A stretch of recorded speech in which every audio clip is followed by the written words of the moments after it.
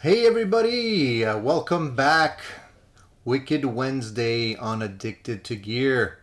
Thank you for joining me on Wednesday. Usually we do this on Sunday, as you guys probably know. Today we're trying a different time slot, a different day, just to see what kind of results we get with this whole thing and seeing whether or not you guys prefer to do this on a weekday or a weekend.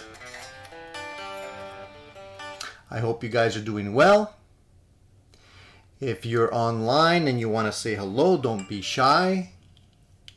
Definitely tell me if you can hear me okay. I just want to make sure that I'm not talking to myself here. You guys prefer to do this on a weekday? I just wanted to make sure that you guys can hear me. So today, I was just looking around on Reverb this earlier today because I wanted to check out. I was curious about some latest pricing on some gear. I noticed that when I was searching for a couple of items on Reverb, I like to browse on Reverb because I'm always looking for some deals, and you guys know me. I'm always like searching for something else, and I'm sure you guys are probably doing the same thing.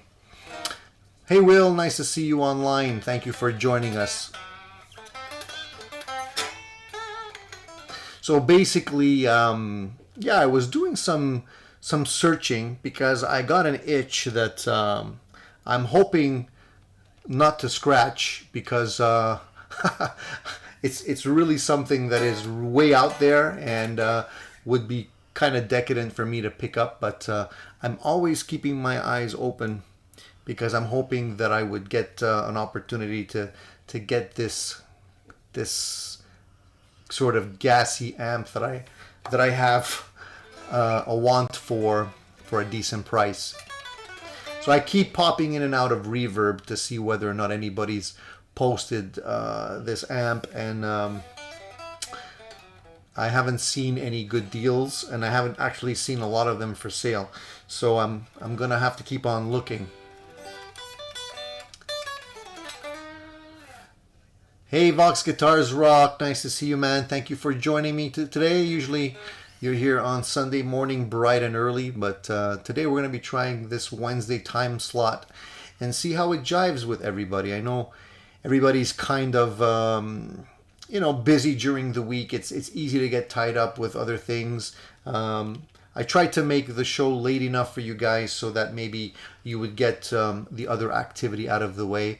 I don't know how much activity you guys are how much action you guys are getting now that everybody's in quarantine. I figured Wednesday, middle of the week, hump day, 9 o'clock, supper's over, hopefully chores are over, whatever, and people could tune in. So we'll see how it goes. We'll see how it pans out. I know that the Sunday slot is very popular with everyone.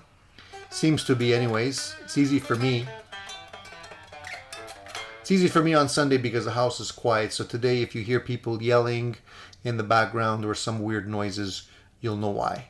The house is full. People are still awake.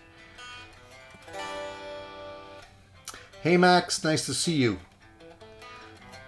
If it's the first time that you guys have been attending these live events, feel free to introduce yourselves. It's always great to make some new friends. Definitely see some familiar names here, and at the same time some new names as well. So it's great to see that as well.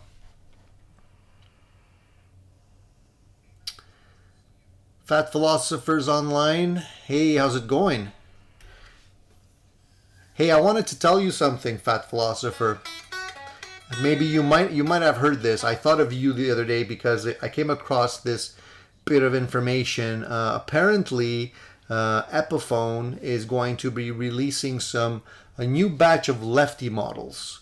So I know that you were having some trouble finding some left-handed guitars. Well, apparently it was supposed to be announced at Summer NAMM that they were going to be releasing lefty models. Unfortunately, Summer NAMM is canceled, as you guys probably are aware.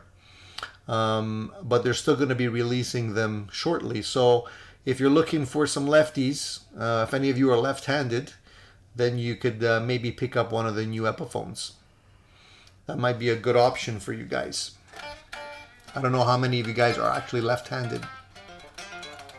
I'm lucky enough to be right-handed. That's one of the things that I feel sorry for guitarists that are lefties, because they always get less choice. It's always harder to find a left-handed model. It's always harder to find a model in your color or your options when you're a lefty. So I'm playing, if you guys are curious, I'm playing the Harley Benton Fusion T. The reason why I'm playing this one is I'm trying to decide which one I prefer. Since I have the Fusion T and the Fusion 2 Strat style guitar, they're both very similar guitars. And I'm just trying to figure out, like, if I can maybe keep one, get rid of the other one. I'm not sure. At this very moment, I'm leaning more towards this one. For some reason, I don't know, it's just easier to play for me. And you would think that there would be very similar. Same layout, I mean, same Roswell pickup, same bridge, same very similar neck. I think the neck, it might be a smidge different, but not much.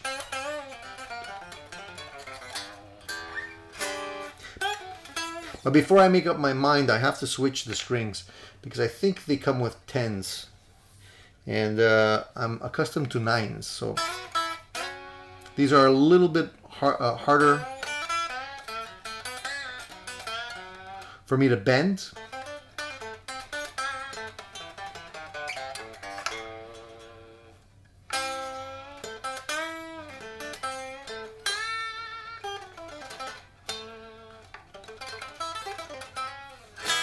Anyway, it's all a great deal of fun to be able to try out different guitars.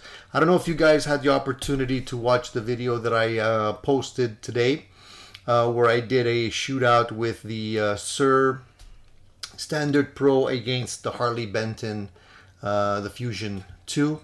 I always have a blast doing these really expensive guitar shootouts compared to budget guitars, just because I already know what the results are going to be.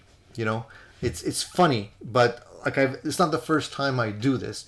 I've done, if you go back in my videos, you'll see I've done one on PRS, where basically I compared an American PRS to an SE. I did another one with obviously the Sir and the Harley Benton. I did another one with the Squier Classic Vibe versus the Fender 52 reissue. And no joke, did I do one with the 335? I'm trying to remember. I don't think I actually did a shootout with the 335, but I might have to do one for the 335, and I might have to do another one with my Tokai versus the Gibson Les Paul, now that I think of it, because I don't think I did that one. But almost inevitably, in every case, it's funny that the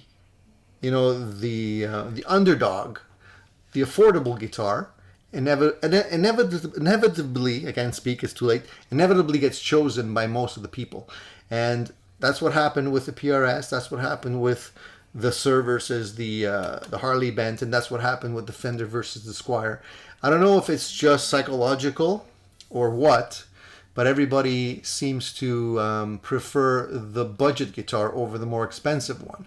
And that's, one of the reasons why I do these shootouts is not to brag. I mean, I'm not trying to show off or anything like that, but I am trying to make a point where, a guitar is, just because a guitar is expensive, it doesn't make it better than a budget guitar. In many cases, people actually will prefer the budget guitar and, justify the cost of the expensive one in many different ways after they've purchased one. But I like to actually show the fact that, at the end of the day, there's not a lot of difference. It's very subtle. I'm a little bit pissed off because when I made that video, I didn't realize that I had transcoded the video and instead of going at 1080p, I think it was 720. So I think it also loses a bit of the quality on the audio when you do that, and I didn't mean to do that on purpose, but I had already posted the video, so I just left it as it was. But I think that I know that when I was recording the raw recording and I was listening to it back with my monitors, the difference between the two was quite obvious. Later, when I transcoded everything and posted it to YouTube, it was very difficult to tell the difference between the two. So you definitely lose a lot in the quality of the videos when you upload them, unfortunately. But if I made them maybe 1080p, it would have been more obvious for you guys. But overall, you know, it's not a huge difference. Also, you have to keep in mind one thing is that when I recorded the audio on that, I wasn't actually going through a real amplifier. I was going through the Ampero. And one thing that I can guarantee you is that when you're going through you know, a multi-effects unit, something that is digital, you don't really hear the nuances as much as you would if you would play it through an amp.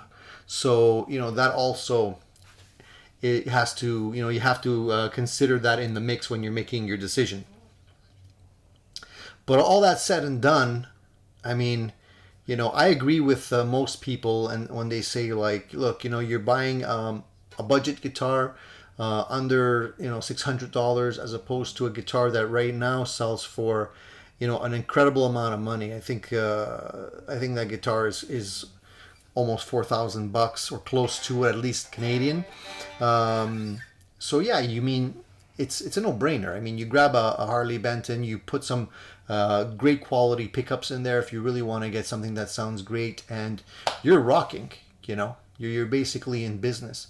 So, you know, you don't have to convince me. I'm just trying to show you guys the results of my tests, and I'm glad that you guys see the same thing that I'm seeing. So anyways, so let's see what's going on in the chat here very quickly before I go on to the next topic, and we got all thrown off on different tangents like we normally do. I'm going to try and keep the show down to an hour. You know, if things get crazy and, I don't know, we build up momentum, maximum an hour and a half, but I'm going to try and keep it to about an hour. Now that I'm going to try and do 2 shows per week, I think an hour is plenty. I don't want to bore anyone. So let's see what the topics are here, and let's say hello to a few people that I might have missed. So as I mentioned at the top of the video, I was searching some, just browsing through Reverb, and Max wanted to know what amp I was looking for.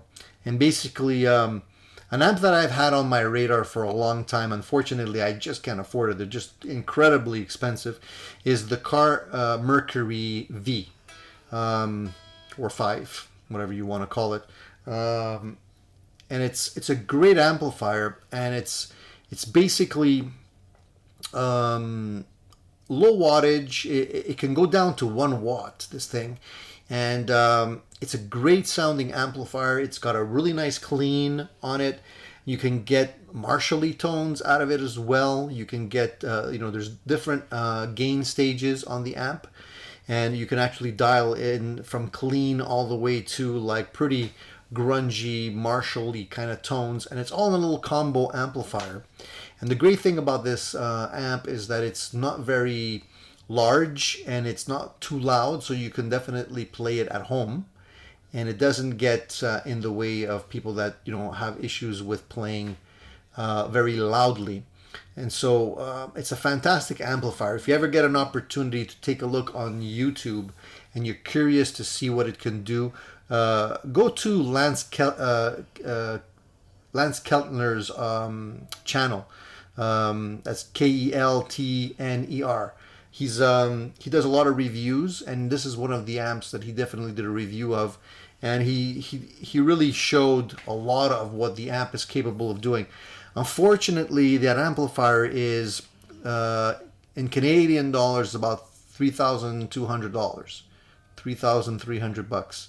Very expensive for a combo amplifier. The thing is, you get an amplifier like that, you basically have all your bases covered. You have a great clean, you have a great overdrive. It's, you know, portable. You can get a nice dumble sound out of it as well. And it goes, like I said, I think it's 16 watts maximum, and it could go down to 1 watt. It has a built-in attenuator. Fantastic little amplifier. So for any of you that are curious, you might want to take a look at that one. The thing is, you know, they rarely come up used, and the prices pretty much stay firm on those kind of amplifiers. I'm considering maybe liquidating a couple of things and slowly saving up some money to eventually buy that amp, maybe slim down the herd a little bit. But it's really hard, and you have to have the money ready to go when you come across one, because people snag them up really quickly. So if any of you actually spot one in the wild, maybe on Reverb or something, for a good price, let me know. You can send me a message day or night, no problem. So that's what I was looking for. I hope that answers your question, Max.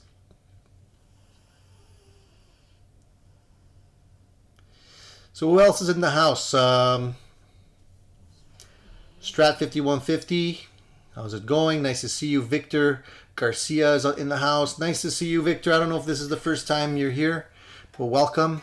It's always great to see new faces. George says he really likes the Ocean Turquoise, Harley Benton, Pete Thorne Fusion something. You know what? I came across some of those on Reverb as well. The Pete Thorne model from Sir, and I was flabbergasted. I almost spit out my coffee. $5,179.50 for that guitar. And it's like, what? Come on, man. You know, I love Pete Thorne. I think he's great. Fellow Canadian.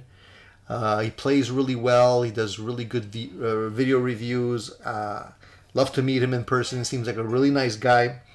But $5,000 for that guitar is incredible. I mean, come on. I mean, I know you're paying for the name. I've had this discussion before. I know you're paying for the surname. I know it comes with a good warranty and everything else. And made in the US. The labor's not cheap. I get it. But tell me where that $5,000 is going in that amplifier. If you break it down in terms of parts, in terms of, like, it must be entirely labor, but I don't see how it could be so labor intensive when the bodies are, you know, cut CNC. You know, if they can pop out guitars made overseas like the Harley Benton and sell them for $600 or under $600, and still be making a profit, that means, you know, it's probably costing them $250 to make these guitars. So where does the rest of the money go when you're talking about that $5,000? It's crazy. By the way, don't get afraid. My dog's snoring like crazy right now. And for those of you who don't know, she's behind me over here. She's sleeping, and she tends to snore a lot. So don't be afraid if you pick up the snoring on the sound. That's just her. She's bored, you know. She doesn't find my live streams very interesting, unfortunately. So anyways, that's my rant about the prices that are going up. I was also looking at an amplifier that I had that got away, actually two of them that I had that I really liked, and I think the discussion came up in the last session that we had together, where if there was any regrets for gear that I had sold, and I had thought about it, and it definitely the Mesa Boogie that I had, the classic Lone Star Classic, was an amp that I got in a trade, and I got a great deal on it, and I was surprised to see how expensive they're actually selling for now. I'm seeing, you know, used ones selling for $2,400, $2,500, and I think at the time when I got the amplifier, I think I paid it $900. So it's like, what? I guess maybe, I don't know, they're they're more sought after for whatever reason. I don't know if they're even discontinued or not. Maybe that's the reason why they're super expensive. It doesn't make sense.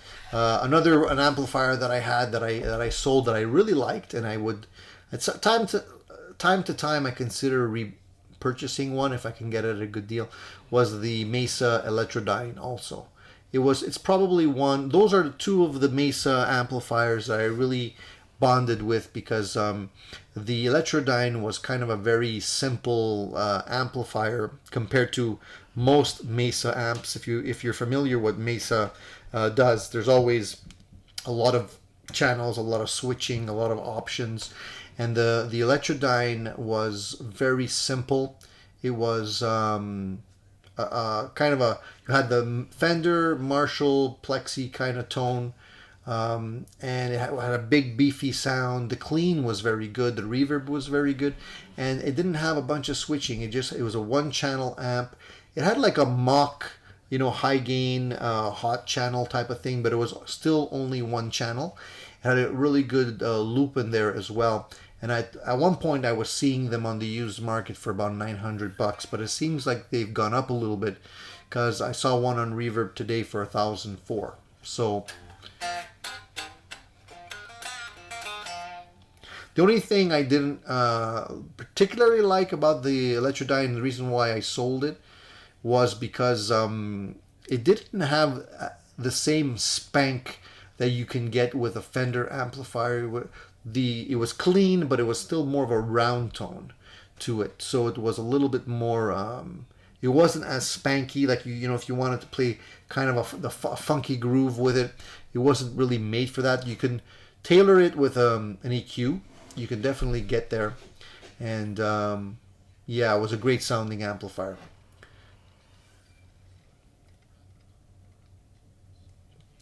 I think they had two versions of that amplifier as well, a version 1 and a version 2. I wasn't not really sure what the difference is between the versions. I bought that. That was one of the only amplifiers that I bought brand new. I tried it in the store and it sounded fantastic, and I had to have it. I paid a lot of money. I think I paid it $2,400 when I bought it.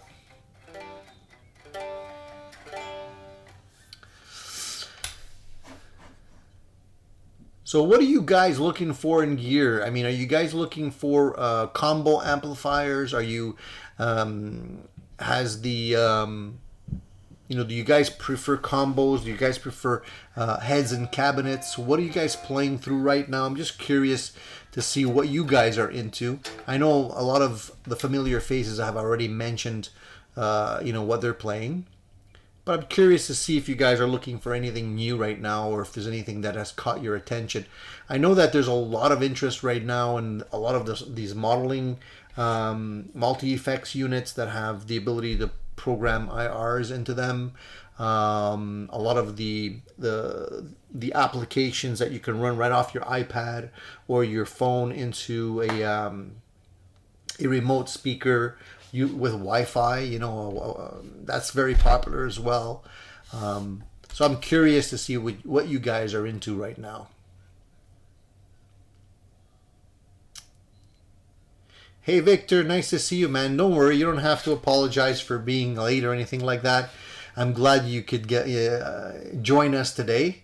That's why I'm doing it on Wednesday. I know some of you guys just are not able to attend, so if Wednesday works good, we'll make that a regular time slot for the people that can get up early on Sunday. Keith, how you doing, buddy? Bud H, Tone Quest, nice to see you. Thank you for the nice comment, Will. I really appreciate it. Max is in the house as well. So, let me just scroll down here.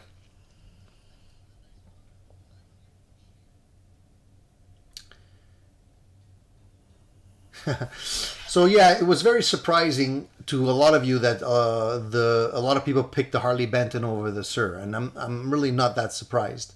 Again, it's just a question of what comes through in the video. And sometimes I know that there's actually a bigger difference because I'm the one who made the video and it doesn't really always come through, and I get that.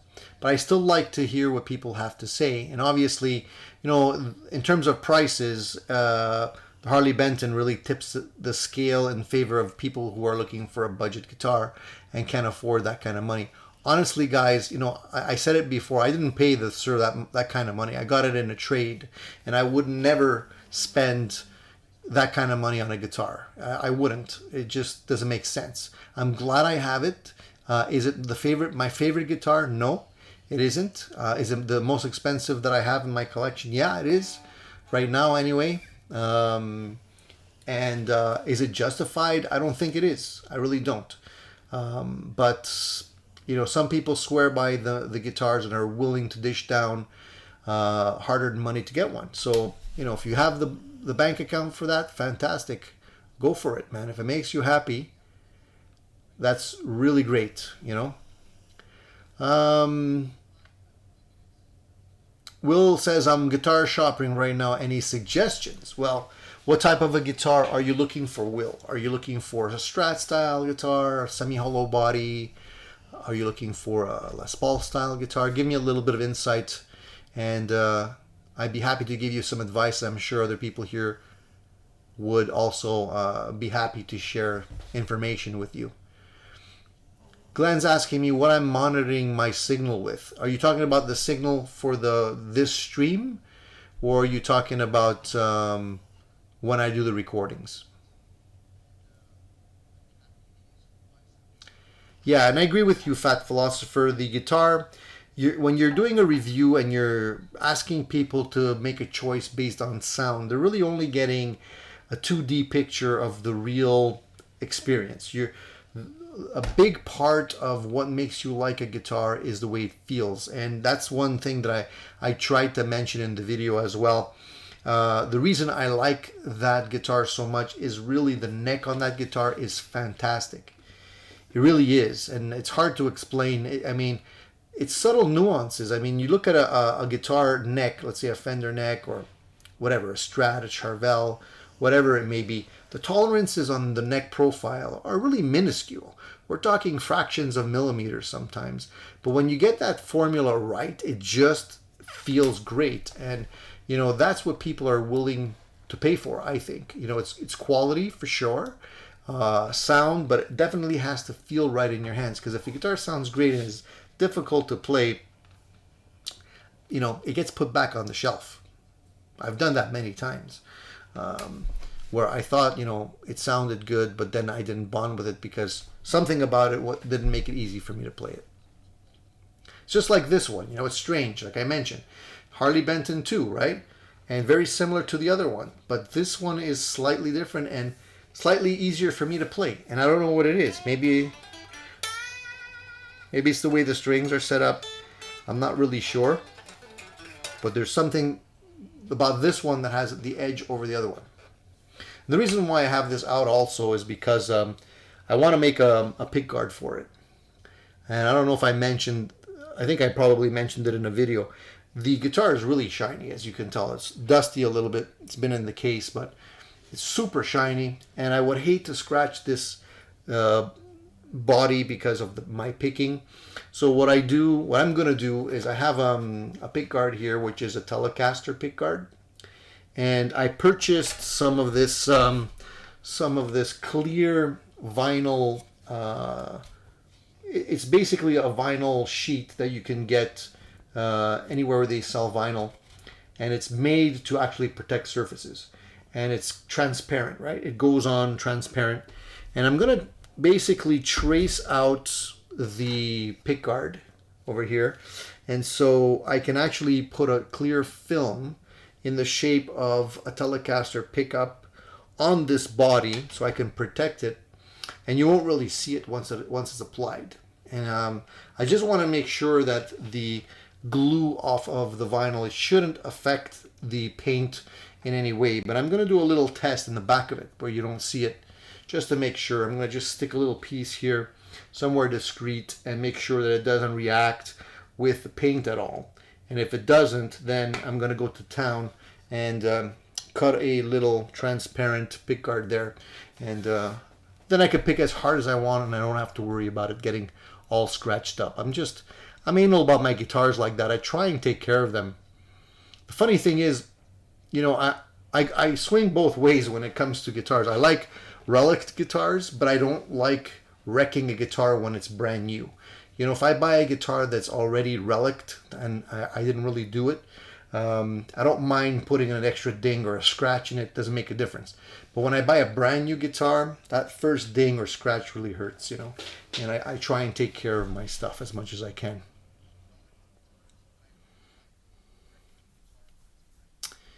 So let's see who else is in the house. Got a few more comments flying past here. Where did I leave off? I'm sorry if I skip you guys. I'm trying not to skip any comments or questions as much as I can. So I'm scrolling up and down a little bit here, but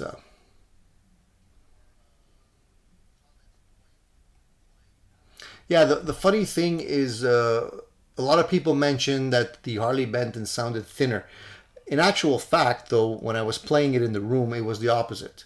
So I don't know why that translated that way over the recording, but anyway, it is what it is.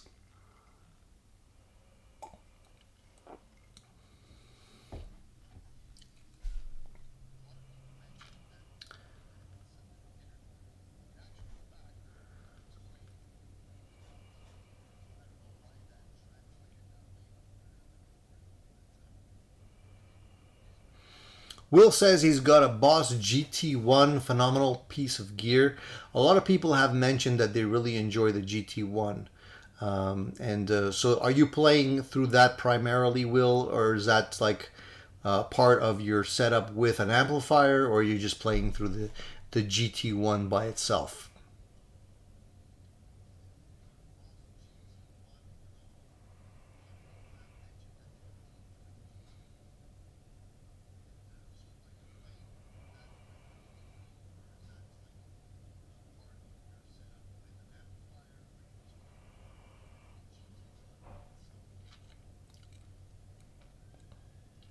Will also has the positive grid spark. Yeah, I've heard a lot of things about the positive grid. I don't have one. The only thing that I've mentioned in the past about the positive grid, a lot of people like it and think it's great for like around the house use, and I'm sure it is. I would love to get my hands on one just to try it for that. The only thing I'm concerned about whenever you buy anything that has like technology related to cell phones or iPads or anything like that is that as soon as the technology changes or evolves, which happens relatively quick today, it becomes obsolete, and then you have like a very expensive paperweight.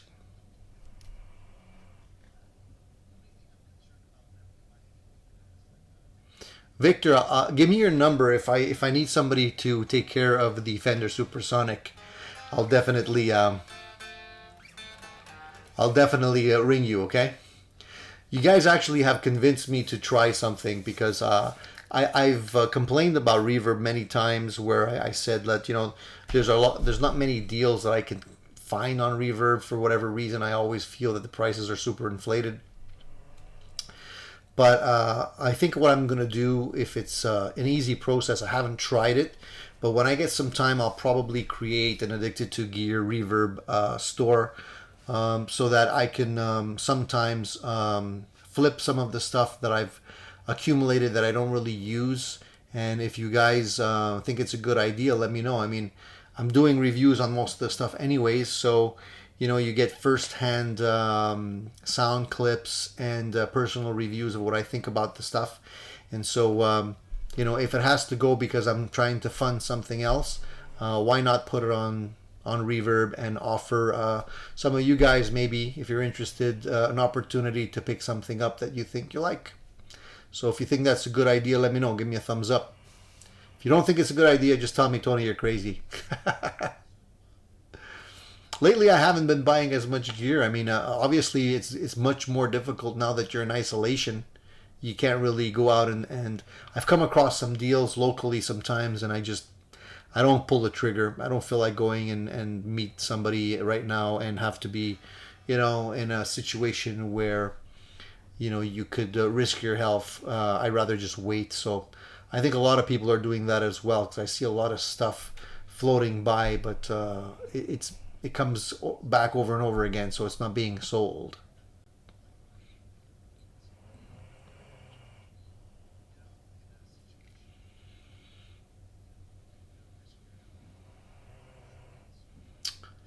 Fat philosopher, you're on a payment plan, eh?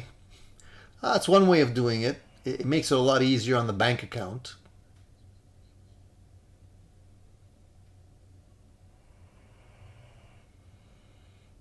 Gavin, I've used the same line many times. How many guitars do you need? Just one more. I gave a whole bunch of tips on the last live event, so if you haven't watched it, we were having a little bit of a laugh regarding how to sneak in guitars. Fat Philosopher was having some issues there, and I was throwing out some ideas on how to sneak in some new gear without the wife noticing as much.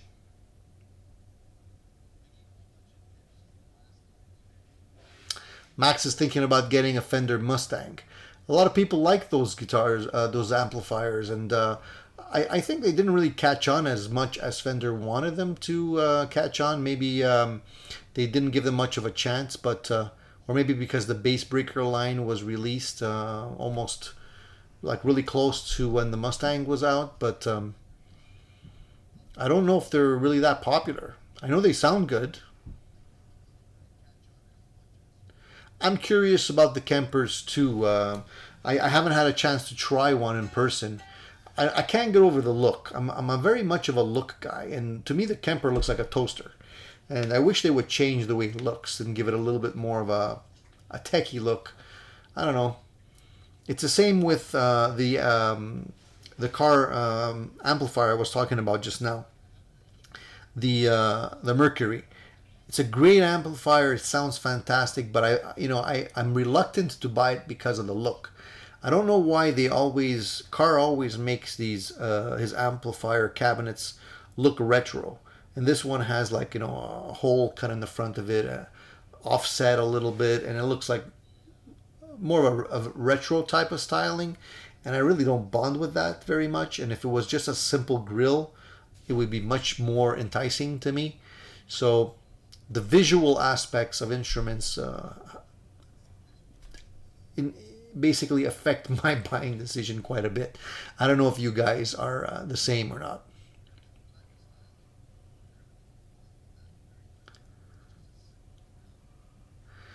Francis DeMario's in the house. Hey Francis, nice to see you, buddy. Yeah, if you're listening to the A/B comparison on a phone, forget about it. The least you can do is put in a decent pair of headphones when you're listening to the comparison. Otherwise, it's a crapshoot. Gavin says he's got the natural looking Harley Benton Fusion Pro, roasted maple neck and fretboard, stainless steel frets, locking tuners. The bang for the buck is out of this world. Yeah, it's the Fusion Pro is a great option as well. I think they charge about $100 more for the roasted maple neck. It looks really nice. I didn't go for the roasted maple. Maybe I should have, just to have something a little bit different. But I'm pretty happy with this one. Yeah, George, when I'm recording, I'm monitoring through, it could be different things. It could be headphones, or it could be my Mackie monitors that I have here. You can't see them, they're out of the picture, but they're Mackie studio monitors that I usually use. But again, like I said, it was going through the Ampero, and the Ampero itself is a Pandora's box of different settings and options and stuff. So, already getting a super clean sound out of the Ampero is not as easy as people think it is. You have to definitely play around with the settings quite a bit. So if you're going for like a driven sound, it really does mask a lot of the nuances of a guitar compared to playing into an amplifier.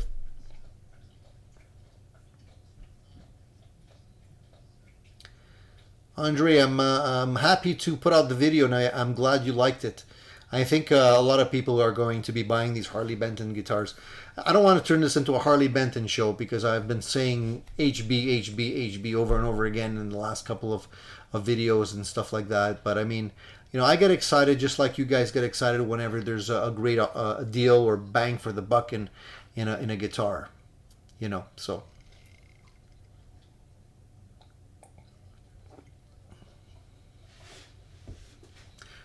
George, I've only tried the SG in a store, and for me, the SG, I mean, the neck feels fine. It's just the way the body is made.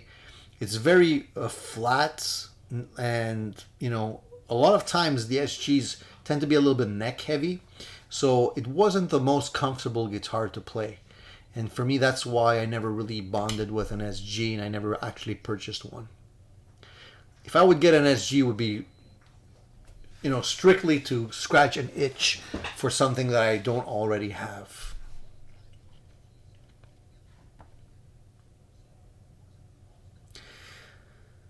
Cool Tunes Made Easy has a pedal for sale, EVH 5150 Overdrive, new in the box. How much are you asking for the pedal?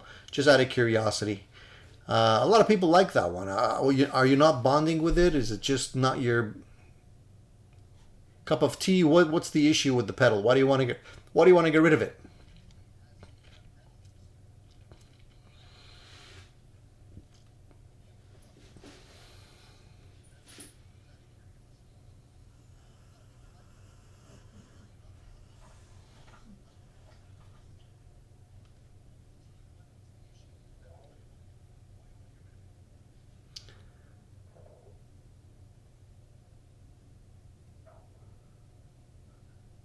Strat 5150 says, I kind of want a jam buddy now after seeing how much Shane from In the Blues likes his. The Jam Buddy seems like a nice toy. It's definitely something great if it encourages you to keep playing. And didn't they have another one? There was another company making them. I don't remember if it was who was it? Now I'm just trying to remember. It was like a band in a box type of thing. If you guys remember the company that made that one, please refresh my memory. But it had like a built-in drum track, and it would even like follow the chord changes that you were doing while you were playing it. I actually almost wanted to buy that specifically just to jam along with it. It wasn't cheap though. It was pretty expensive. I never actually ended up picking it up. But maybe this new one from is it Joyo? I think it's Joyo that makes that one there, the Jam Buddy. I might, you know, never know. I might pick one up myself and see if I could jam along with that. Especially now that you're in quarantine, you don't have access to a band. So I agree with you, Fat Philosopher. Everyone and his uncle has a Harley Benton guitar review right now. I think I saw another like 2 or 3 new ones today.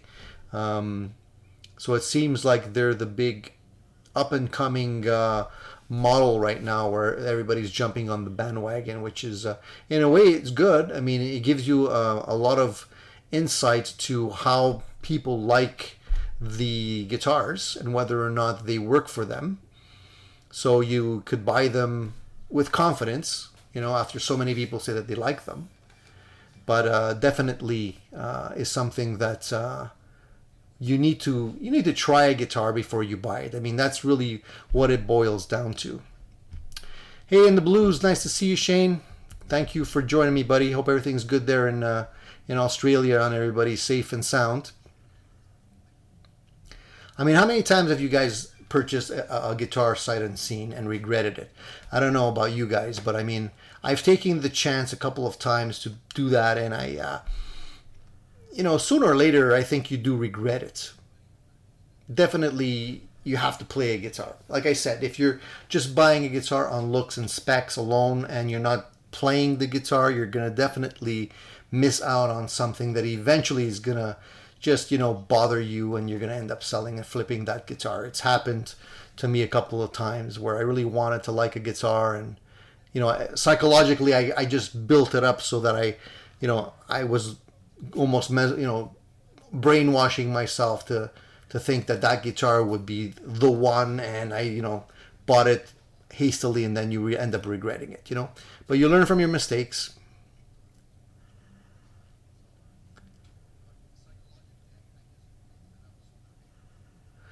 So let me just go back into a couple of the questions here just to make sure I haven't missed anybody.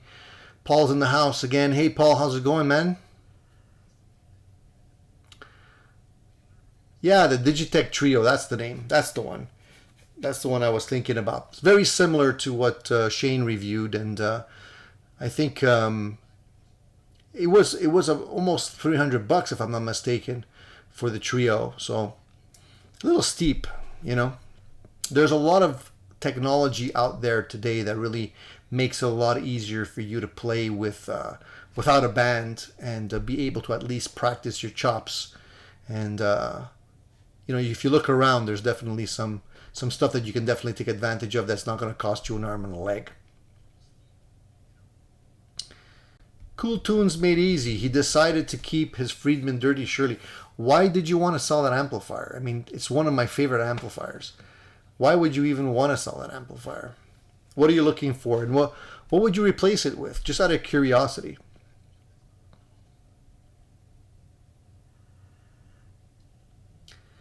Guitar, Vox Guitars Rock says he has a Dylan 61 SG clone, no neck dive whatsoever. That's great, man, because honestly, any guitar that has neck dive is really a pain. It really ruins the overall feel and impact.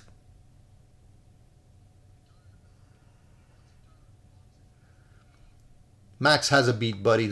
So do you use it regularly, or is it just one of those flash in the pan fad kind of purchases? Do you regret buying it, or do you actually get any mileage out of it?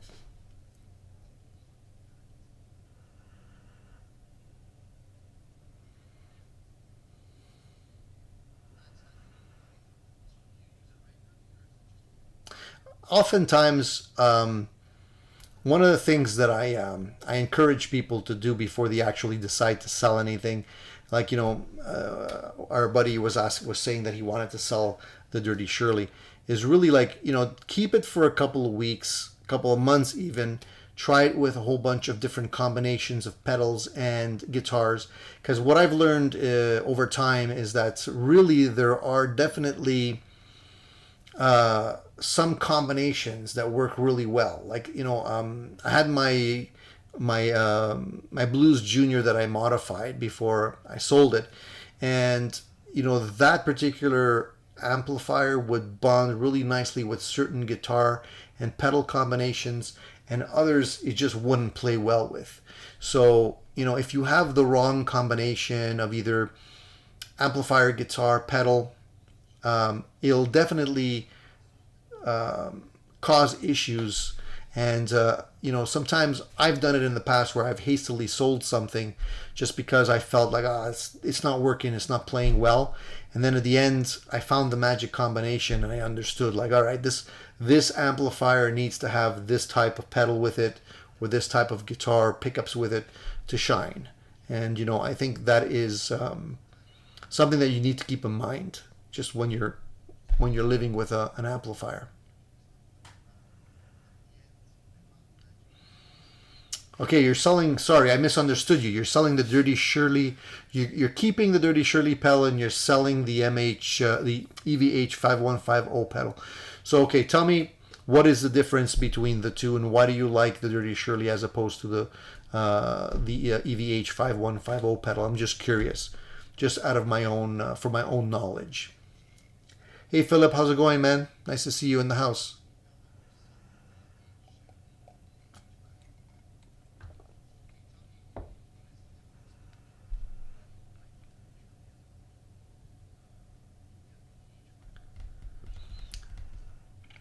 Those Wolf guitars with the Floyd Rose specials on them, as we mentioned last time, Fat Philosopher.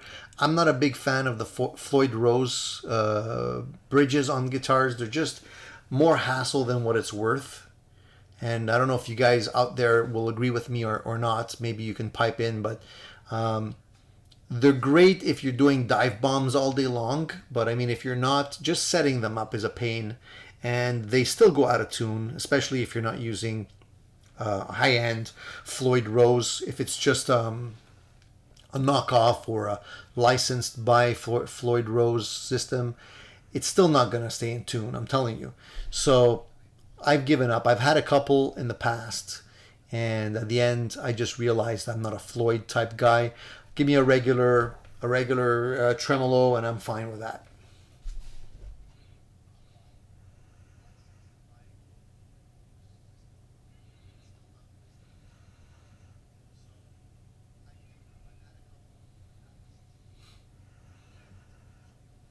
Loopers are great. Definitely recommend the looper to everyone. Definitely, you can get a very inexpensive looper pedal, and just play your own chord changes over. I had the, what did I have as a looper? I had the TC electronic looper at one point. Then I got another one. If I'm not mistaken, there was another one that I picked up, and it's around here somewhere. It was kind of like a copy of the TC electronic version, the Ditto looper, but it was smaller, and I have that around here somewhere. And I love playing with loopers. It's a lot of fun. A lot of some other pedals that I have them built in as well. Even the Ampero has the looper built into it, so you can do a lot with the looper right on the Ampero as well. So, but it's great.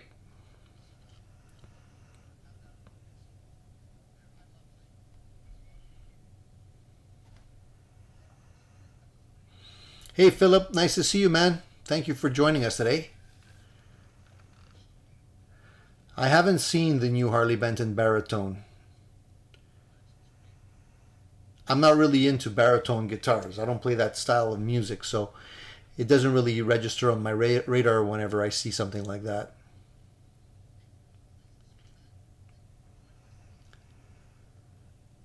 Has anyone tried the Beatronics Royal Jelly pedal? No. Tell us a little bit more about it. Maybe it's something I should check out.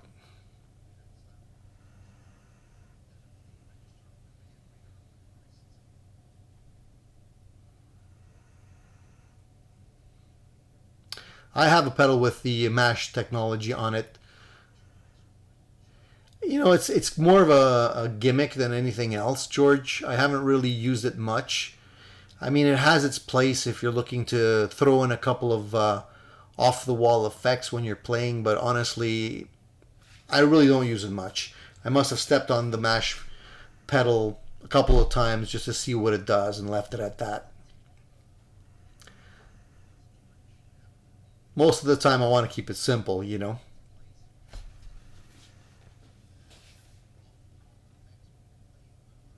So after doing the review on the Harley Benton and the Sur guitar today, I really wanted to think about making a review based on the Tokai, Love Rock, and the Les Paul, one of my Les Pauls, and see how it would fare up. I'm curious to see how they would compete with one another. But again, a Les Paul is a Les Paul, and at the end of the day, it really boils down to feel more than anything else. Also on the Gibson side of things as well. But it might be fun just to show you and to see what you guys would pick. Probably end up picking the Tokai again because that's been the trend. Everybody seems to go for the underdog, as I mentioned. So I was also playing my Squier contemporary Strat today because I was deciding which one to get rid of.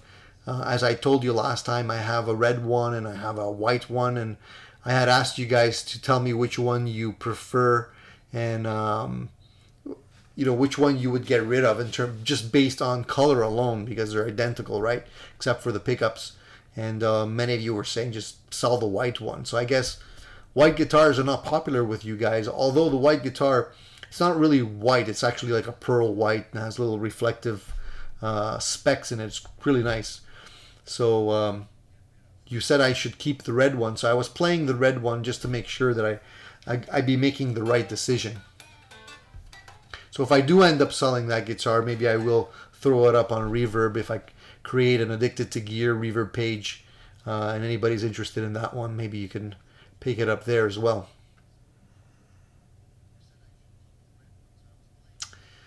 If I have to keep going and order more Harley Benton stuff, I'm gonna have to open up a Harley Benton liquidation center or something eventually, because I can't possibly keep all this stuff. Strat 5150 says I should order a Harley Benton Amarok 6. I'm not even familiar with what that is. I gotta check that out. I did order a piece of equipment that I need to do a review on. It's right over here. It's the Custom Line Thunder 99, which is a cool device that I picked up. It's basically it's a pedal that basically works like a power amp. You can actually play through a cabinet without having an actual amplifier. And if you put in a pedal that is kind of like a preamp, that has the ability to tone shape, you can basically play with just the preamp pedal, the power amp, the Thunder 99, going right into a cabinet. And you can even throw in something like the Mini Studio, this little guy, that basically allows you to load up IRs, and you could basically emulate different cabinets and keep your setup very simple. And at that point, you don't even have to carry an amp or worry about your amplifier. I like white guitars too, Philip. I mean, I'm not against white guitars. My road worn Strat is white, or used to be white. It's more cream color, I guess, now. But you know, it's I like white guitars. I don't mind them. I don't go out looking for them, but I don't mind them.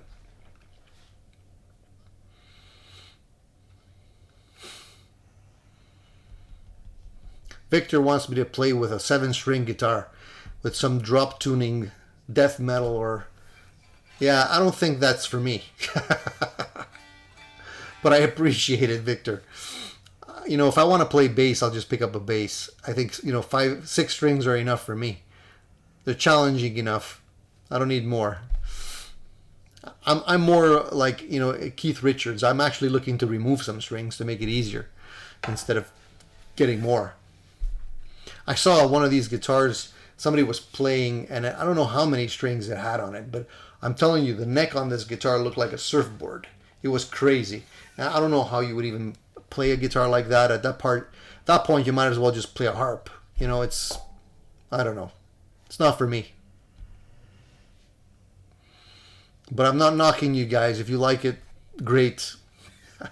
I wanted also to talk a little bit about some pickups, because there was a great review that I had seen, and it just jogged my mind when I made the last video that I posted today. There was another video that I had stumbled across where this YouTuber was basically comparing some really budget pickups that he had picked up on eBay. Basically, like, there were $30 pickups that were made in China. And he was comparing these pickups to a Lawler set, like a Lawler Imperial set that basically costs about $350. And he did similar to what I did, he did a blind kind of test comparison. And he asked people to choose which one they preferred. And a lot of them ended up choosing the $35 set. And it's amazing to me that, you know, this happens, but it really does. I mean, price is not something you should use when you're shopping. You should definitely shop with your ears and not your eyes. And, you know, a lot of people buy brand name, boutique, wound pickups. Some of them are killer, and some of them are just like overhyped, and you could get something that you like, you know, for under $100. So I wanted to point you to that video, but I don't have the link. I might actually put it in the link after this video goes live, so that you guys can check it out for yourself. I was actually amazed, and the funny thing is, when I was listening to the comparison, both pickups sounded good in different ways. Like, one of them sounded really good on the cleans, and then not so good on the distorted sounds, and the other one was kind of like the opposite. So Both of them were good in a certain range of tones, but if I had to choose one or the other, I'd be happy with both. So, what does that say? You know, it's like it's surprising sometimes.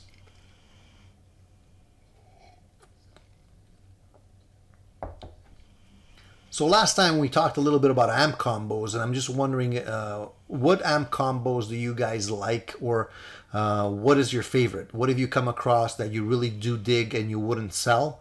Or maybe you guys decided just to skip the combo altogether and just play through, modeling equipment or whatever for around the house. That would be probably the best option. For me, I like both, and I still get a kick out of playing my Dirty Shirley for 40-watt amplifier through the 412 cabinet. It just kicks, and I really enjoy that. When I get into my Fender mode, I play into my Supersonic 22. Does the job. The Bass Breaker 15 is kind of in between, and if I want to go Plexi, then I go into my Brunetti Plexi Man, and it gives me the satisfaction. If I have to be honest, the amplifier that I've been playing the least right now is the Brunetti Plexi Man, just because I've been having a lot of fun playing with the Ampero, and I do get a lot of those Plexi sounds right from this device. So I haven't been kicking on the Brunetti, but it's a great amplifier, and I really don't want to sell that amplifier at all. So there's always a little bit of overlap with the amps, and at a certain point, you want to get something that doesn't have that overlap. But I do tend to like the Marshall tones. I do still like the Fender cleans, and ideally it's getting a combination of both, but I haven't been able to find one amp that does it all, unfortunately, except that the car that I mentioned earlier, the Car Mercury V, is probably the one that's gotten the closest to what I would like to have in an amplifier, but at $3,200 it's a little steep.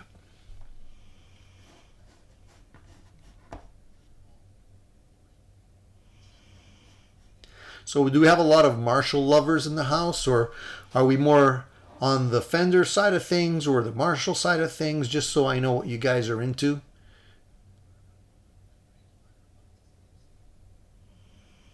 Just curious, because a lot of people, even though they say I'm a Marshall lover, they're, to me, Marshall, at least the Plexi that I had, was actually more of a clean amp than an over distorted amp, because to distort that amplifier you had to crank it to the point where your neighbors were calling the cops, right?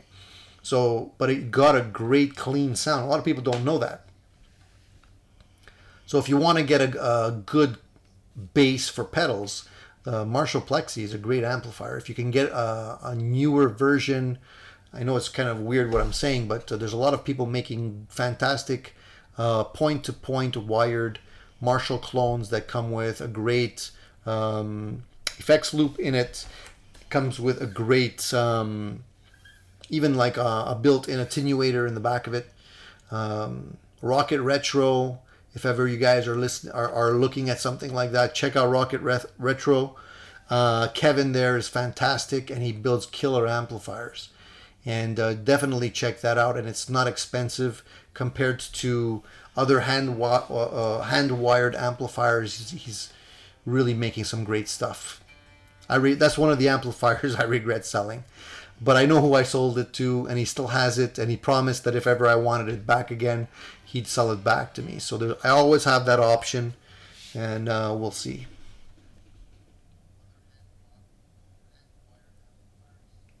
The PV Custom 30 modded with Sprig Orange drops. Beautiful amps. I agree. The PV Custom 30 doesn't get as much love as it should. And it's actually a very good amplifier. With a couple of mods. I agree with you. One of the biggest mods you can make to that amplifier to really make it shine is to upgrade the speaker on it. I did that with mine, and it made a night and day difference. I also swapped the reverb tank on it, and I put a mod reverb tank in it, and it really made it shine. Great amplifier. I had a lot of fun playing that amplifier. I've never tried a Bagheera amplifier. A lot of people are asking about these amps. I guess because of the affordability of them. I haven't tried them. Unfortunately, the reason why I haven't tried them is because it's also in the same sound range as some of the guitars that I already have. Some of the amps, sorry, not the guitar, some of the amps that I already have. So, it doesn't make sense for me to buy another one that is kind of, that I already have that type of sound with the amps that I already have here.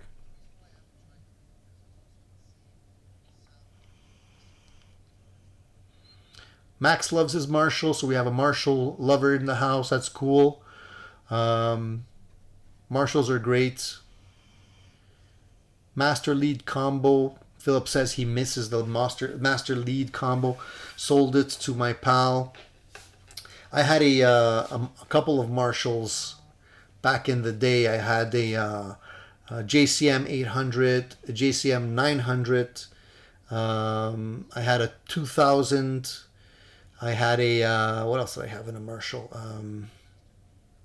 The Plexi, obviously the Plexi. I had a mini Silver Jubilee as well. Um, they're not all the same, definitely not. So you have to definitely find what you're looking for. The Jubilee is cool, a lot of gain out of that thing. And but I have to say my favorite was the Plexi, and I had the Plexi, the actual Marshall Plexi, and I also had the one made by Kevin, and I ended up selling the original Marshall, and I kept the one from Kevin longer, just because it sounded better, and it had the built-in attenuator, which is really something you need when you're playing a Marshall at home.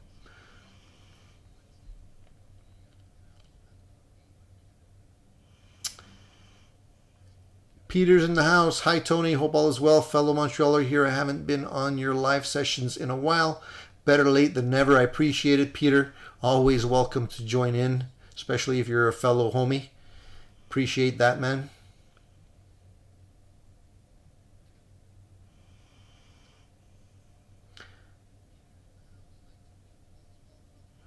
Victor says, thanks to the famous Telecaster forum, my combo amp is a Vox Pathfinder 15R. That's another amplifier that I hear a lot of good things about. A friend of mine has a Pathfinder, and he's like, he loves it. And it's, a lot of people would overlook the amplifier maybe because it's a little bit, when you look at it, it's small. It doesn't seem like anything special, but it actually sounds very good.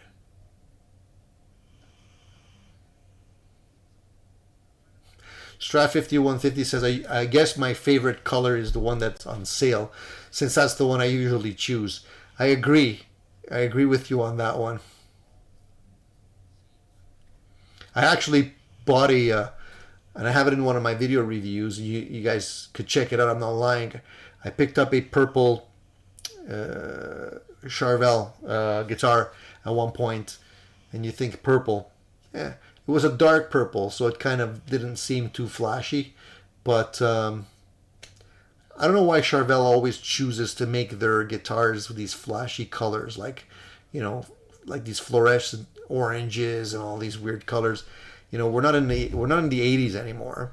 I wish they would tone it down a little bit. They would probably end up selling a lot more. They have some great models right now, by the way, and I'm glad that they've actually put out some models that are not that don't come stock with the Floyd Rose. They decided to go with simple trems for a lot of the new ones, and I really like that.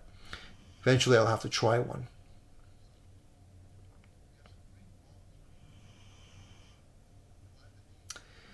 Paul says that the Marshall Origin 20 and 50 are killer plexis.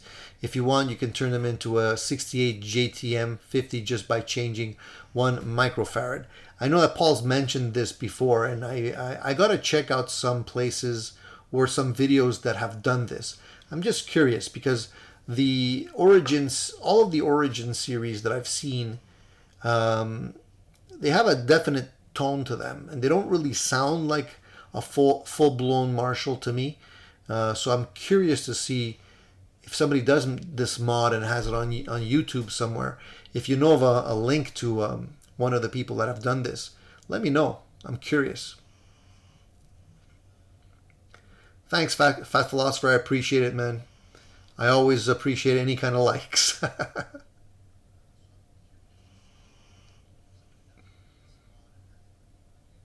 have a couple of pickups coming in, if ever they do arrive, because the mail has been so slow.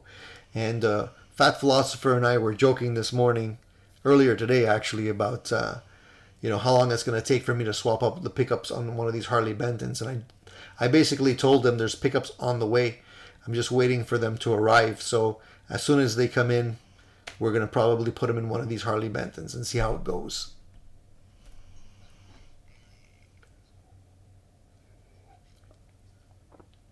Michael Coe says purple's his favorite color. Hey, if I still had it, maybe you could have bought it off me or something. Unfortunately, I ended up selling that guitar. It was a great overall guitar. I just didn't bond with the Floyd, as I mentioned earlier. Your 88 fluorescent yellow Kramer. Were you a big hair rocker, Vox Guitars Rock? I do have a Kramer in the collection, but it's black. It's very subdued. One pickup in the bridge position, that's it. Fat Philosopher definitely was a big-haired metal dude in his younger days. Hey Peter, how's it going?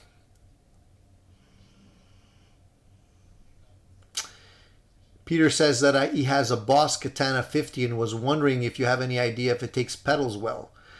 Find it a pain to set up the amp through the Boss Tone Studio. I don't see why it wouldn't take pedals well. I mean, you do have a lot of options built into it, but I haven't had the opportunity to try it with pedals, unfortunately, because I don't have one. I played them in stores, and obviously I always tinkered with the built-in sounds, which sound overall pretty good to me. But yeah, I'm sure you can get some extra reach with some pedals in that amplifier.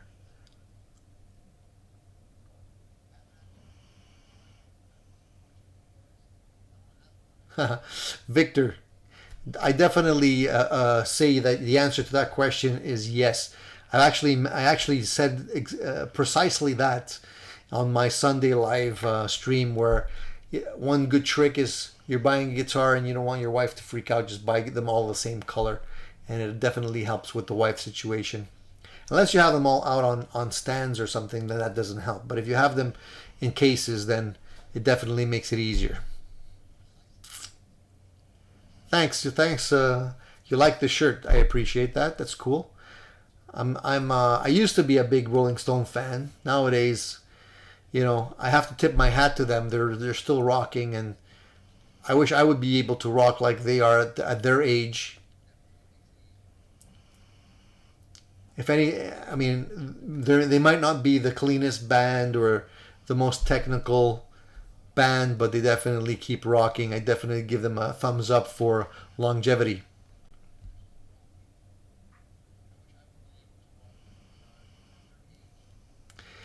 Philip, you don't want to see pictures of me in the big hair days. I would have to bring out the picture of me with my mullet. If I could find it, I'll tune in on Sunday. Maybe I can dig it up and I'll show you, and you'll have a couple of laughs. I had a mullet, believe it or not, but never had the big hair.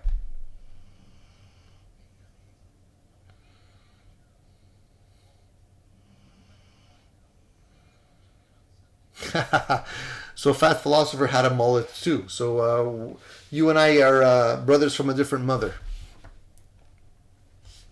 At one point I had a curly mullet too, believe it or not. Exactly. Stones were old when you were a kid. Exactly. But they're still doing it, man. I don't know how long they're gonna do it, but I'm telling you, it's gonna be a sad day when Keith Richards kicks. It's gonna be like, what the hell? Then that's when things are really getting serious, when Keith Richards kicks the bucket, because he's a staple. He's been doing it and keeps doing it, and it's amazing.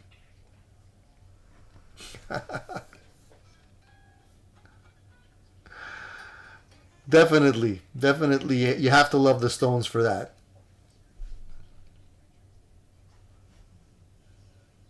So what are we doing on time? We're at 10:15. All right, so I'm going to take a couple of questions at this point. Maybe just if anybody has any questions about past videos that I've done or specific gear or whatnot, I want to take a couple of minutes to answer some questions because we're going to wrap it up at about maybe in about 10 minutes or so.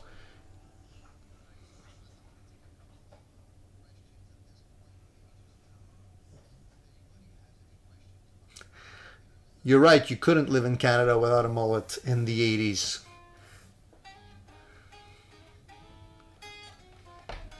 You know, the other day I spent so much time trying to organize a set list. And I was trying to get things organized in the sense where I had a couple of songs. I usually carry some sheet music with me.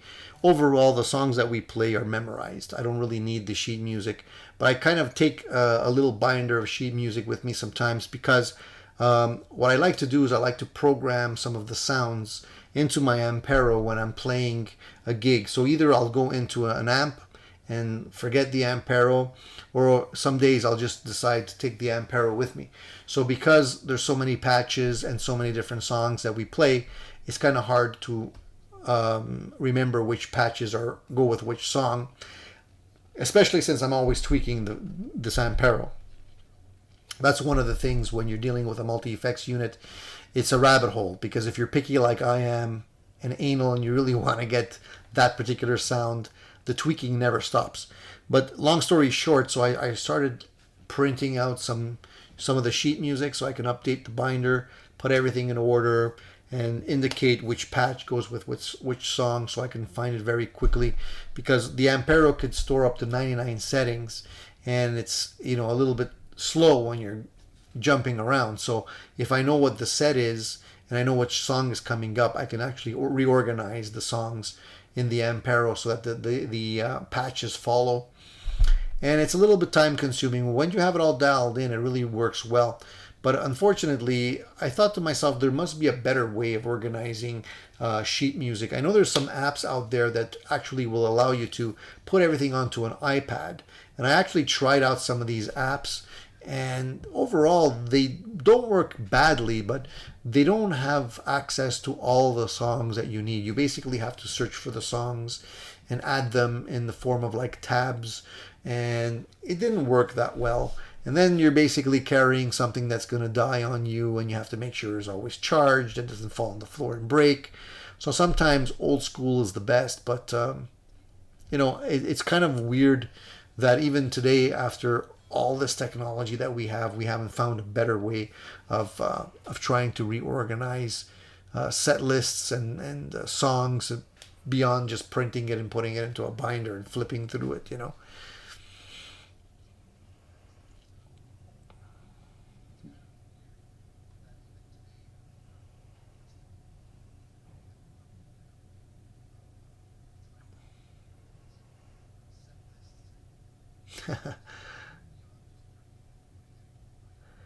Keith says, I went to the Stones' last tour in 81. Every tour was their last tour. Now it's the geriatrics tour, I think, right? They're going to have to pay for some kind of old folks home, unless they're going to buy their own old folks home and move in. I don't know what they're going to do, but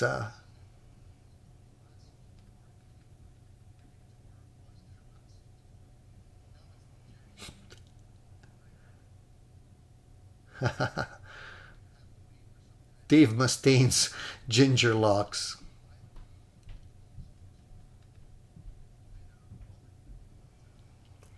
Victor's asking me if I've been able to set the volume to the patches.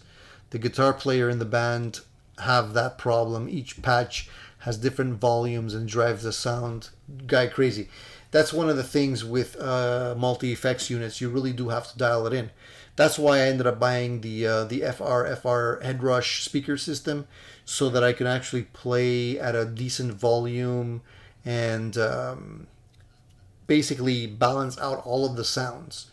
I find that going through an FR system is really the only way you can do it to make sure that the sounds sound good when you're playing them at a proper level.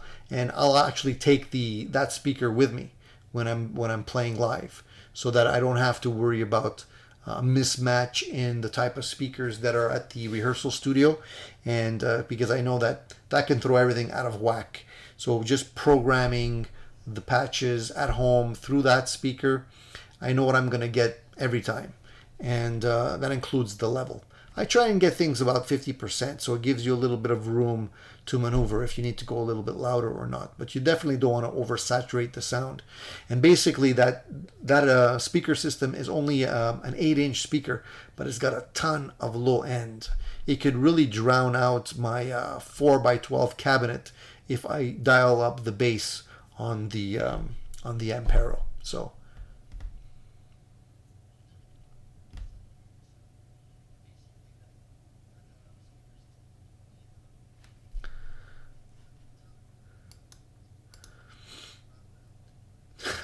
Man buns should be a criminal offense. Are man buns still a thing right now? I thought we were over that. Is that still a thing? I don't know who came out with that, but I totally agree. Dumbest thing I've ever seen was the man bun. Then everybody started to look like a samurai.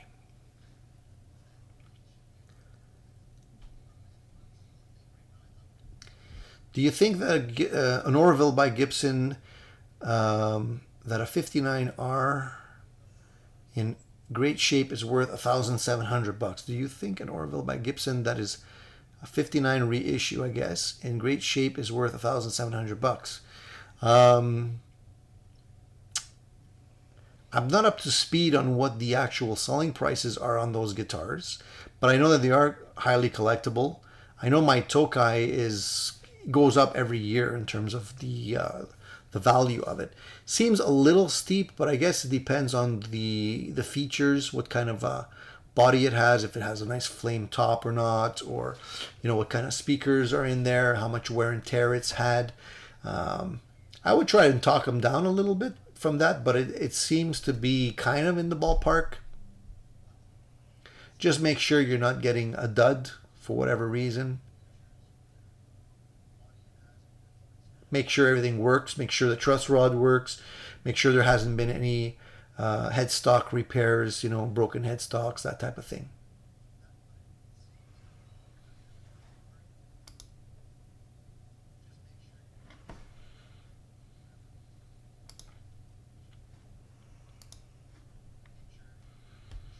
Any acoustic simulator pedals that you recommend?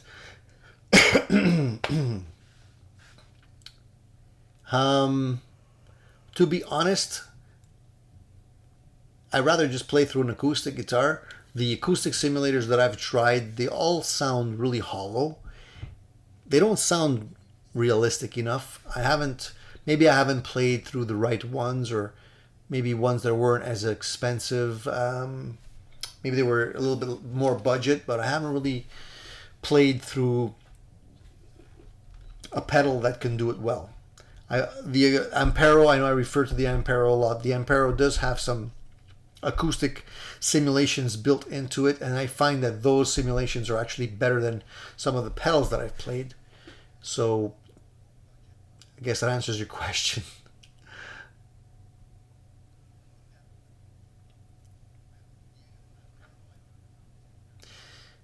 I love the full sound in a room with a wet dry sound. Yeah, I agree.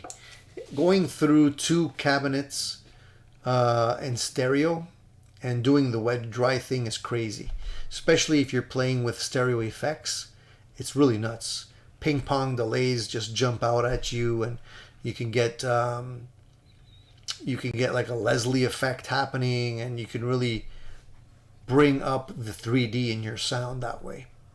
Getting two small headrush 108s and playing them side by side, like putting them and using them as a wet dry, it's killer.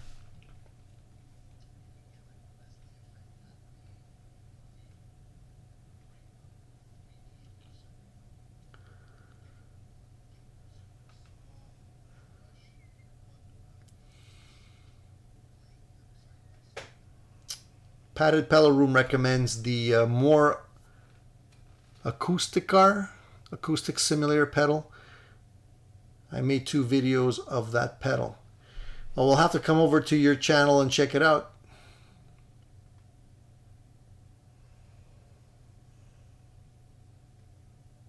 P90s do definitely clean up better, in my opinion, for that acoustic sound if you're trying to fudge it, because they do sound a little bit thinner than a humbucker and a little bit fatter than a single coil. They're kind of in that ballpark range.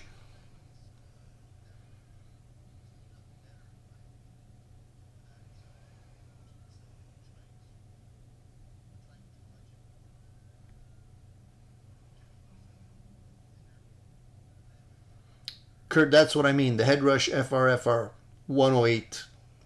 That's what I've been using. I have to do a video review of that soon. I was actually planning on doing that the next couple of days as well. But if I have a choice, I'd rather just play with an actual acoustic guitar, if you're going to go that route.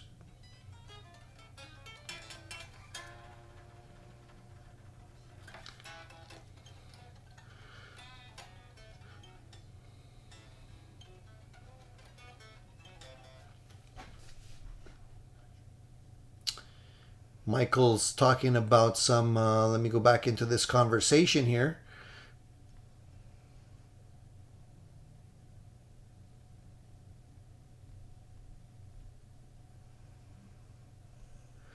Mark Bundy's in the house. Hey Mark, how's it going, man? Thank you for joining us. We're getting ready to wrap up though.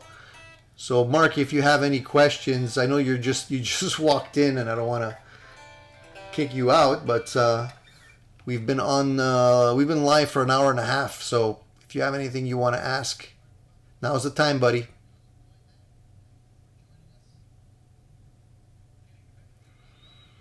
Peter wants to know what pedals you suggest for a beginner setting up his first pedal board. Well, if you don't want to, there's 2 ways of thinking about this, Peter. You can buy something good right off the bat and avoid a lot of headaches and a lot of back and forth if you know what you're looking for. But if you don't, I would recommend going the budget route till you figure out what you need. And often what ends up happening is people go pedal crazy and they end up buying pedals that they don't need. So the idea would probably, my advice to you would probably go simple at first. Keep it down to a couple of pedals and then just add as you need them. And I would say that if you're playing in a live situation, then start off with pedals that you can actually help dial in your tone or tailor your sound without changing it too much. So like definitely get an EQ pedal.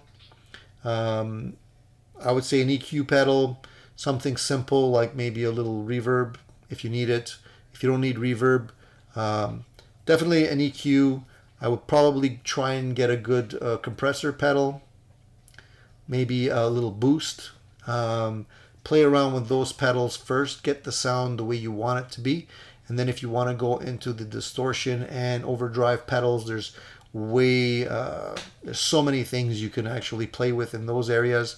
But I mean, see what you can squeeze out of your guitar and amplifier first, because you might not need too much. You might have a good guitar and a decent amplifier to get most of the sounds you already need. So why start changing that if you're happy with it? If you're not happy with it and you really want to change your tone, that's a different story. But definitely go simple first, and then you can get some cheap pedals that are not expensive. We all know what they are: Joyo, Donner, NuX. I mean, there's so many of them. Tone City makes some good stuff as well. X-Vive. There's a lot of options out there for pedals that won't cost you an arm and a leg.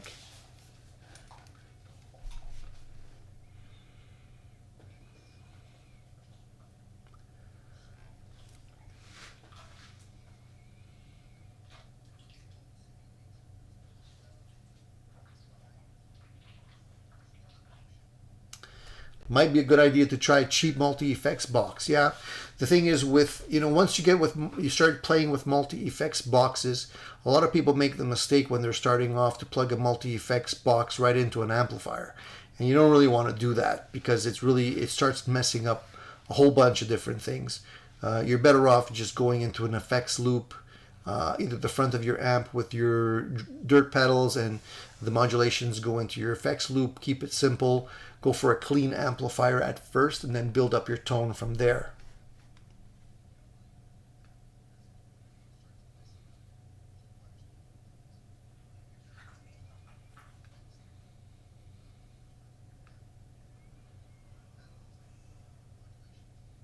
The thing with multi-effects units also is that sometimes it's really information overload for people that don't know what they're looking at. I've seen a lot of people that have started to play guitar. You throw a multi-effects unit in front of them and they have no clue what they should be tinkering with in terms of tones. So they're totally lost. And then they end up getting things all wrong and the sounds become a big challenge for them. So I would say, keep it simple at first.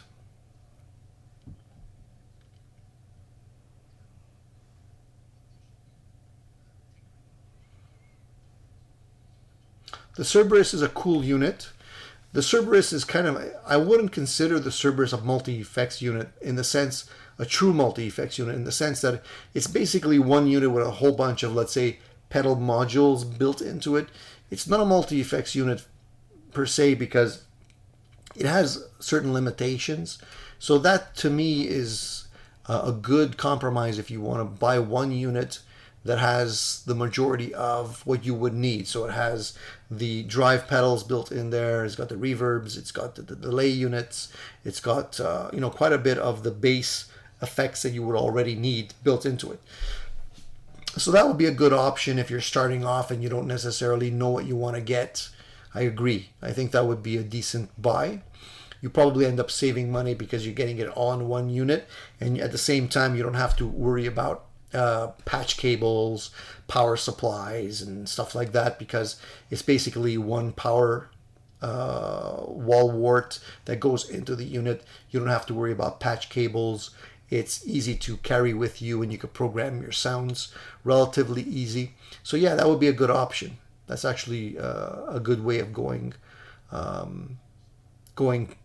to try and get the sounds that you need at first. Kurt LeBlanc is asking me, nice room there, where are the amps? Or what are the amps in the back? I see Fender, Friedman, Marshall cab.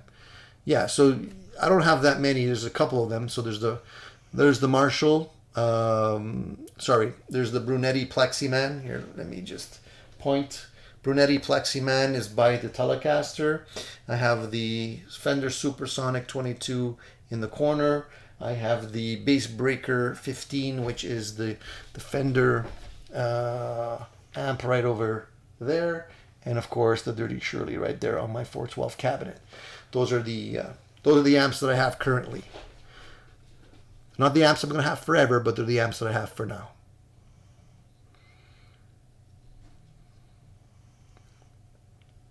Option paralysis is exactly it when you're talking about having too many options at first that you're not really comfortable with when you're dealing with a multi-effects unit.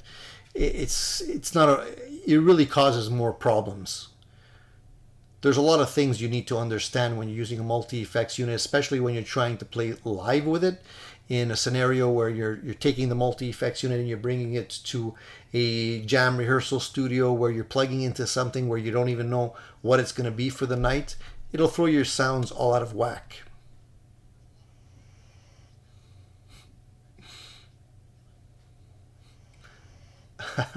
Philip, you crack me up, buddy.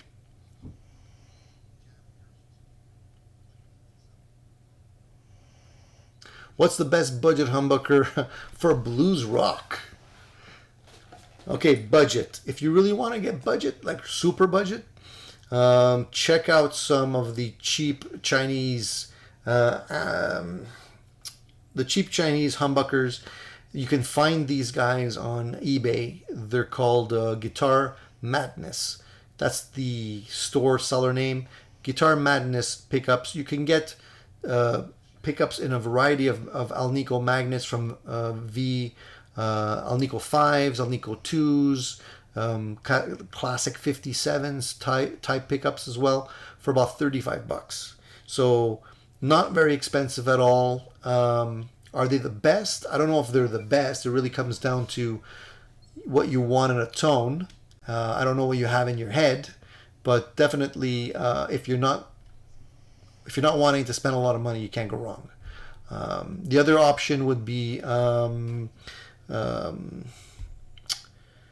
Tone Rider makes great pickups if you're looking for single coils, city limits. Love those single coil pickups in my Strats. They're not too expensive. Porter pickups make good pickups. They're not the cheapest. I wouldn't call them budget. Iron Gear, if you're looking for something and you may be living overseas, that's a good option as well. And Guitar Fetish. Those are, if you're in Montreal or in Canada, there's also Tone Emporium, which is a Canadian store that sells budget-friendly pickups.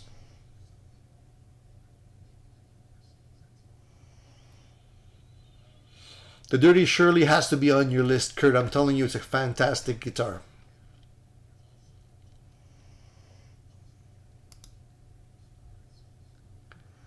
Check it out if you can. Once you play it live, you're going to take it home.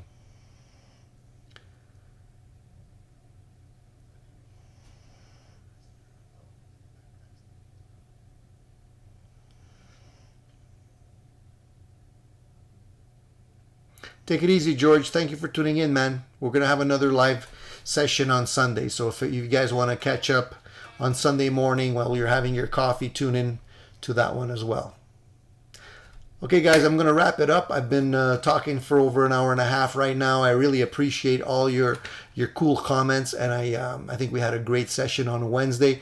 I was a little worried that Wednesday wouldn't be as interesting. Maybe less people would turn up, but I see that you guys came through, and I really appreciate that. I did put a little poll on my YouTube channel to ask whether or not you guys want to have two live sessions per week instead of just one on Sunday. And if that's cool with you guys, we'll keep it going. I don't mind doing the Wednesday night and the Sunday morning. It gives us a couple of days in between to check out new gear and decide what we want to talk about. Hey Kurt, I appreciate it, man. I like the fact that you appreciate the videos and the hard work that I'm putting in. So I'm glad you're getting something of value out of that.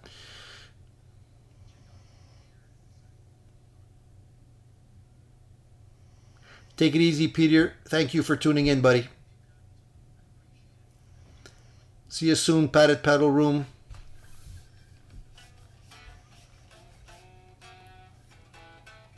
Have a good evening, everybody. Don't forget, Sunday, 10 o'clock Eastern Time. That will be the next show. Hang in there. Stay safe. Talk to you soon.